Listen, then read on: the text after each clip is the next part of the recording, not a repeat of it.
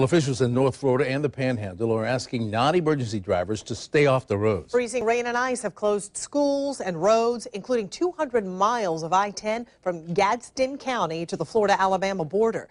It's been 25 years since a winter storm closed I-10. Well, the Florida Department of Transportation has been posting these signs warning drivers of the dangers. And take a look at this. Around noon, you could see the icicles forming over the traffic cameras. Channel 4's Mike Vasalinda is in Tallahassee monitoring the cold weather there. Mike is joining us live. And Mike, what does it look like now?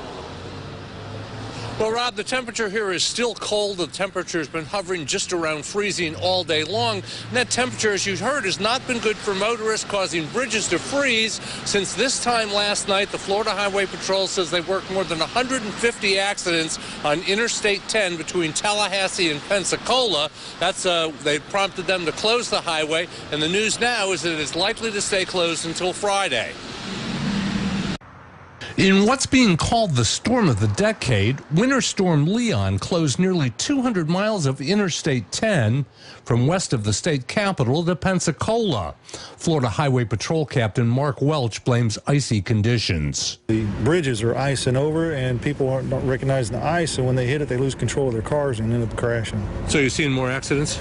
We did before we started closing the interstate down. Where I-10 was open, the DOT was spreading sand on bridges in an effort to keep them open. Given meaning to the term storm of the decade, the interstate hasn't been closed since 1989. Freezing rain fell through mid-morning. It is absolutely freezing cold wet. Schools were closed across much of the Panhandle. Leon Superintendent Jackie Pons said better safe than sorry. We didn't want our students driving at 6:45 this morning in the ice and our bus drivers out driving in the ice. Florida A&M University was closed for the day. FSU had plans to open at noon, but then canceled classes for all of Wednesday. I am very cold.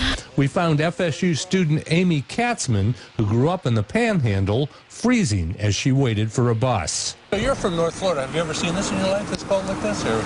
No, never. Never been this cold. Traffic was light on area roads as many stayed home. Freezing temperatures are expected through Thursday morning.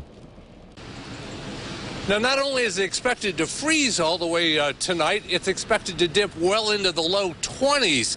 The good news is the rain, as precipitation, is expected to stop, and school officials say that's reason enough that they can open the schools here in Leon County. That includes FAMU and FSU are both expected to be open tomorrow, but a lot of the rural counties have decided to stay closed for another day.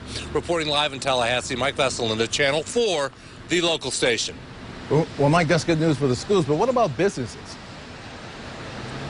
Well, for example, there was a concert scheduled at Florida State this evening with Itzhak Perlman. That has been canceled and will be rescheduled. Businesses have been very lightly affected here in the Tallahassee area, but further west, particularly in the Pensacola area, they're into day 3 of many businesses not even being able to open because no one could get to work. They are in the process of originating the paperwork to ask for an emergency declaration as it relates to the economy, and they may also be asking for an emergency disaster declaration once they exhaust the overtime with police in trying to deal with this emergency. Mike Vasalinda is live for us tonight in Tallahassee. Thank you, Mike.